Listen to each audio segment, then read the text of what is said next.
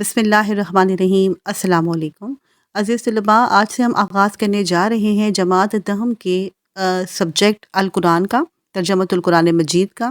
اسی سلسلے میں آج ہم پڑھ رہے ہیں ترجمۃ القرآن مجید کی آخری سورہ، سورہ شورا۔ جماعت دہم میں آپ نے ترجمۃ القرآن مجید میں سے ٹوٹل 15 سوراز ہیں جو آپ نے پڑھنی ہے، اور ان 15 سوراز میں سے ٹوٹل 8 سوراز وہ ہیں جس میں منتخب آیات مبارکہ کے تراجم موجود ہیں اور جن کا ایک علیحدہ سے سوال آتا ہے بن کر۔ سورہ شورا پیج نمبر 222 پر موجود ہے۔ شروع کرنے سے پہلے ہمیشہ کی طرح آپ سے ریکویسٹ کرتی ہوں کہ اگر آپ کو میری ویڈیوز پسند آ رہی ہیں تو میرے چینل کو لائک کیجیے، اسے سبسکرائب کیجیے، میری ویڈیوز کو شیئر کیجیے اور مجھے کامنٹس میں آگاہ کیجیے کہ آپ کو میری ویڈیوز کیسی لگ رہی ہیں۔ سورہ شورا۔ سورہ شورا قرآن مجید کی 42ویں سورت ہے اور یہ 25ویں پارے میں ہے۔ یہ مکی سورت ہے۔ اس کی 53 یعنی 53 آیات اور ٹوٹل 5 رکوع ہیں۔ سورہ شورا حامیم کے لفظ سے شروع ہونے والی تیسری سورت ہے۔ حامیم سے شروع ہونے والی کل 7 سوراز ہیں جو کہ قرآن پاک میں موجود ہیں۔ انہی صورتوں میں سے ہم سورہ شورا پڑھ رہے ہیں جو کہ آپ کے سلیبس میں شامل حوامیم کی سورہ نمبر 3 ہے۔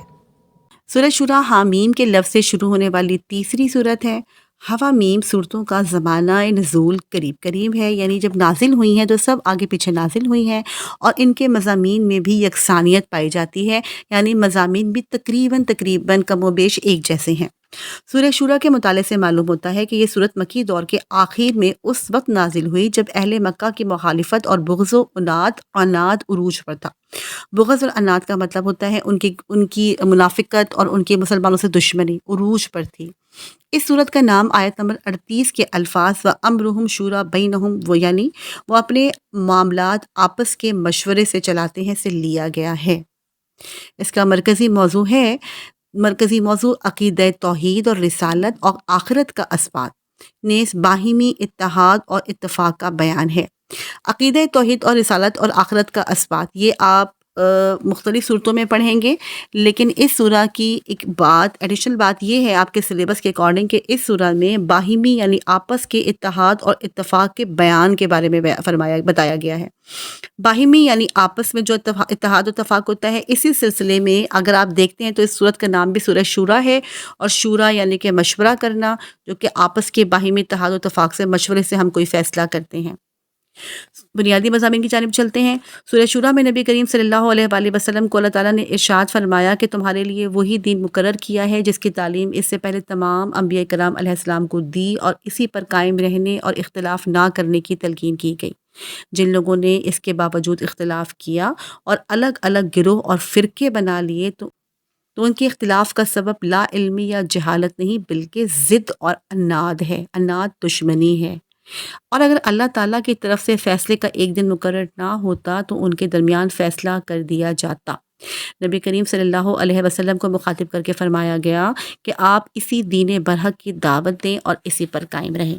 بیٹا یہ پہلے پیراگراف کو اگر آپ غور سے سنیں اور سمجھیں تو آپ کو لگے گا کہ یہاں ٹوٹل خطاب جو ہے وہ نبی کریم صلی اللہ علیہ وآلہ وسلم سے فرمایا گیا ہے، اور جس میں انہیں بتایا گیا ہے کہ ان جو پہلے کے جو لوگ تھے ان کی کیا اختلاف کی سبب تھی، ان کی بلکہ جہالت کی وجہ نہیں تھی بلکہ وہ دشمنی تھی جس کے بنا پر وہ ایمان لے کر نہیں آئے۔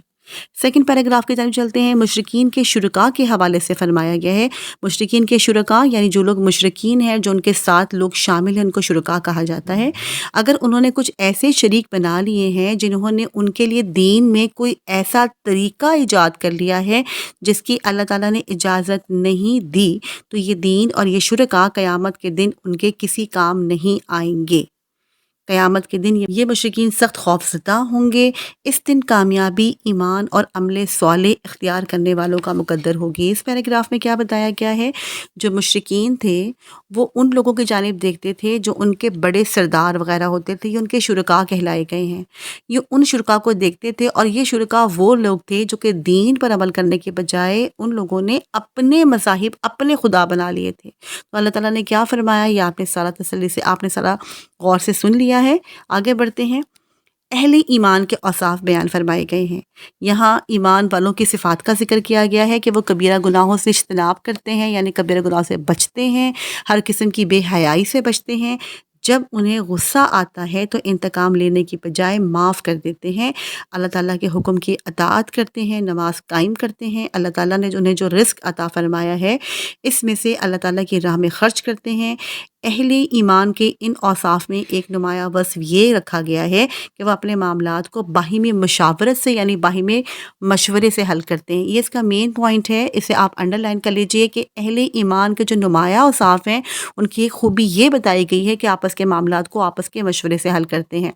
بیٹا اگر آپ اس پیراگراف کو غور سے سمجھیں تو آپ کو آئیڈیا ہوگا کہ اس میں کہیں بھی اللہ کی عبادت سے زیادہ ذکر کیا گیا ہے کہ ہم اپنی زندگی معاشرتی طور پر کیسے گزارتے ہیں، بے حیائی سے بچتے ہیں، کبیرہ گناہوں سے بچتے ہیں، انتقام نہیں لیتے ہیں، معاف کر دیتے ہیں، اور ذکر یہ ہوا ہے کہ اللہ کی اطاعت بھی کرتے ہیں اور نماز بھی قائم کرتے ہیں، لیکن زیادہ معاشرتی زندگی گزارنے کے طریقے بیان کیے گئے ہیں۔ آپ نے جب بھی یہ ہیڈنگ لکھنی ہے تو آپ نے یہ ضرور بتانا ہے کہ ان کے معاملات آپس کے مشورے سے حل ہوتے ہیں۔ نیکسٹ پیج کی جانب بڑھتے ہیں۔ مشاورت کیا ہے یعنی مشورہ کیا ہے؟ مشاورت انتہائی اہمیت کا حامل عمل ہے، یعنی آپ یہ لکھ سکتے ہیں کہ مشاورت انتہائی اہم ہے۔ مشاورت کی وجہ سے بہترین رائے اور نتیجے تک پہنچنا آسان ہو جاتا ہے۔ نبی کریم صلی اللہ علیہ وسلم کو بھی مشاورت اختیار کرنے کا حکم دیا گیا، یعنی اللہ نے فرمایا کہ آپ بھی کسی کام کو کرنے سے پہلے، بڑا فیصلہ کرنے سے پہلے مشورہ کر لیجئے۔ چنانچہ نبی کریم بھی صحابہ کرام سے مشاورت فرمایا کرتے تھے۔ مشاورت کے عمل کی اسی اہمیت کے پیش نظر اس صورت کا نام سورہ شورا رکھا گیا ہے تاکہ مسلمان بھی مشاورت کے اصولوں کو اپناتے ہوئے بہترین اجتماعی زندگی بسر کر سکیں۔ بیٹے ایکچولی مکی سورہ ہے اور اس مکی سورہ کی آخری دور میں نازل ہونے والی صورت ہے، تو اس پوری صورت میں ہی مسلمانوں کو اجتماعی طور پر معاشرے میں اپنی سوسائٹی میں اپنی سوشل لائف کیسے گزارنی چاہیے اس کے بارے میں تلقین کی گئی ہے، ٹھیک ہے۔ اور یہاں سب سے پہلے یہ ہدایت کی گئی ہے کہ ہر عمل کو کرنے سے پہلے آپس میں مشورہ کر لیں، اپنے خاندان سے مشورہ کر لیں، اپنے بڑوں سے مشورہ کر لیں۔ سورت کے آخر میں منکرین یعنی انکار کرنے والوں کو یہ تنبیہ کی گئی ہے، یعنی وارننگ دی گئی ہے کہ جسے اللہ تعالیٰ گمراہ کر دے پھر اس کے لیے کوئی مددگار نہیں ہوتا۔ اس کے بعد انہیں یہ دعوت دی گئی ہے کہ وہ اللہ تعالیٰ اور اس کے رسول کی دعوت کو قبول کر لیں اور اپنی عاقبت یعنی آخرت کو سنوار لیں۔ نبی کریم کو تسلی دی گئی ہے کہ اگر یہ لوگ آپ کی دعوت کو قبول نہیں کرتے تو آپ پریشان نہ ہوں، آپ نے تو اپنی ذمہ داری پوری کر دی ہے، ہم نے آپ کو ان کا نگران نہیں بنایا، نگران یعنی ان کی نگرانی کرنے والا نہیں بنایا، اور نہ ہی آپ ان کے اعمال کے ذمہ دار ہیں، آپ صرف دین کی دعوت دیں، اگر وہ قبول کر لیتے ہیں تو اٹس بیسٹ، اور اگر وہ نہیں کرتے تو پھر آپ ذمہ دار نہیں ہیں، ٹھیک ہے۔ لاسٹ پیراگراف ہے سورہ شورا میں اللہ تعالیٰ کے انسان کے ساتھ کلام کرنے کی مختلف صورتیں بیان کی گئی، یعنی اللہ تعالیٰ انسان کے ساتھ کیسے بات کرتے ہیں۔ کفار کا کہنا تھا کہ اللہ تعالیٰ خود ہم سے کلام کیوں نہیں فرماتا۔ ہم جانتے ہیں کہ کفار ہر طرح سے مسلمانوں کو تنگ کرنے کی کوشش کرتے تھے، تو نبی کریم صلی اللہ علیہ وسلم سے جہاں وہ یہ کہتے تھے کہ ہم پر کوئی عذاب بھیجے اللہ تعالیٰ جیسے پچھلی قوموں پر بھیجا گیا، وہیں وہ یہ بھی کہتے تھے کہ اپنے اللہ سے کہو کہ ہم سے کلام کرے، ٹھیک ہے، وہ ہم سے کلام کیوں نہیں فرماتا۔ اس کے جواب میں اللہ تعالیٰ نے اس صورت میں یہ فرمایا ہے کہ اس کے انسانوں سے کلام کرنے کے 3 طریقے ہیں۔ پہلا طریقہ کیا ہے کہ وہ وحی کے ذریعے، اور وحی رسولوں پہ نبیوں پر بھیجی جاتی ہے، اور وحی نبیوں پر بھیجی جاتی ہے، وہ وحی کے ذریعے سے کلام فرماتا ہے، یا وہ پردے کے پیچھے سے کلام فرماتا ہے، یا پھر فرشتہ بھیج کر کوئی پیغام پہنچا دیتا ہے۔ اللہ تعالیٰ کبھی بھی ڈائریکٹ انسان سے ہم کلام نہیں ہوتا۔ یہاں بیٹھے ہیں، دیکھیے پیج نمبر 223 پر آپ کے پاس فرمان الہی موجود ہے جس کا ترجمہ ہے، اس ترجمے کو بھی آپ غور سے پڑھیں گے۔ اسی طرح فرمان مصطفیٰ ہے، یہ بھی آپ سے پوچھا جا سکتا ہے کہ اے لوگو، میں تم میں ایسی چیزیں چھوڑے جا رہا ہوں کہ اگر تم اسے پکڑے رہو گے تو ہرگز گمراہ نہ ہوگے، ایک اللہ کی کتاب اور دوسری میری اطرت یعنی اہل بیت یعنی کہ میرے گھرانے کے لوگ ہیں، ٹھیک ہے۔ پیج نمبر 230 پر اس کے MCQ موجود ہیں۔ پہلا MCQ آپ سے پوچھا گیا ہے سورۃ الشورى کا مرکزی موضوع کیا ہے؟ یہاں اس کا رائٹ آپشن ہے عقائد، الف آپشن عقائد۔ نمبر 2 آپ سے پوچھا گیا ہے سورۃ الشورى کے نام سے اہمیت واضح ہوتی ہے، جیم آپشن مشورے کی۔ تھرڈ کوشچن آپ سے پوچھا گیا ہے نبی کریم صلی اللہ علیہ وسلم کی ذمہ داری ہے، نمبر دال آپشن اللہ تعالیٰ کا پیغام پہنچانا۔ کوشچن نمبر 4 ہے سورۃ الشورى کے مطابق نبی کریم صلی اللہ علیہ وسلم کی پریشانی کا سبب تھا، دال آپشن دعوت اسلام کا انکار۔ لاسٹ MCQ ہے سورۃ الشورى میں باہمی معاملات سے متعلق مسلمانوں کو نصیحت کی گئی ہے، الف آپشن مشاورت کی۔ پہلا شارٹ کوشچن آپ سے پوچھا گیا ہے سورۃ الشورى کا زمانۂ نزول تحریر کریں، آپ نے اس کی ہیڈنگ دینی ہے زمانۂ نزول، اور اس کے بعد آپ نے پیج نمبر 222 کی طرف آنا ہے۔ Answer is given on page number 222 line number 3 सूरह शूरा के मुताले से मालूम होता है, इसे लेके नेक्स्ट लाइन में बुग़्ज़ व नात उरूज पर था। क्वेश्चन नंबर 2 आपसे पूछा गया सूरह शूरा में अहले ईमान के कौन से नुमाया औसाफ बयान किए गए हैं। इस सिलसिले में पेज नंबर 222 का लास्ट पैराग्राफ आप देखेंगे। पहले आपने हेडिंग देनी है अहले ईमान के औसाफ और देन आपने ये पूरा पैराग्राफ लिख देना है। लेकिन इसमें एक बात जहन में रखिएगा कि आपने मशवरा जो लास्ट आपका पॉइंट है ये ज़रूर आपने लिखना है। अगर कहीं कोई पॉइंट रह भी जाता है तो इनमें से लास्ट पॉइंट आपने मिस बिल्कुल नहीं करना कि बाही में मुशावरत से हल करते हैं। सवाल नंबर 3 आपसे पूछा गया है अल्लाह ताला किस तरह बंदे से कलाम करता है। पेज नंबर 223 पे लास्ट पैराग्राफ देखिए, यहाँ बयान किया गया अल्लाह ताला के इंसान के साथ अल्लाह ताला इंसान के साथ कि कलाम का बयान है। आपने ये पूरा पैराग्राफ लिख देना है कि वो कैसे बयान करता है।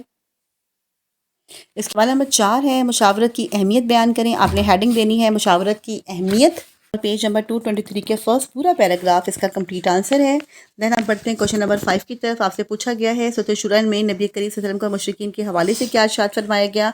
आपने इसमें हेडिंग देनी है मुशरिकीन के हवाले से नबी करीम के लिए इरशाद, ठीक है। और आपने पेज नंबर 223 में सेकंड पैराग्राफ की लाइन नंबर 2 से स्टार्ट करना है कि नबी करीम सल्लल्लाहु अलैहि वसल्लम और उसके बाद आपने एंड कर देना है उनके अमाल के ज़िम्मेदार हैं। ये सारे मुख्तसर जवाबात हो गए। उम्मीद है आपको आज की मेरी वीडियो पसंद आई होगी। अगर आपको मेरी वीडियो पसंद आई है तो मुझे कमेंट्स में ज़रूर आगाह कीजिएगा। जल्द ही इसी चैप्टर के लॉन्ग क्वेश्चन और इसके साथ इसकी आयत मुबारकों को लेकर हाजिर होंगी। तब तक के लिए इजाज़त दीजिए। अल्लाह हाफ़िज़।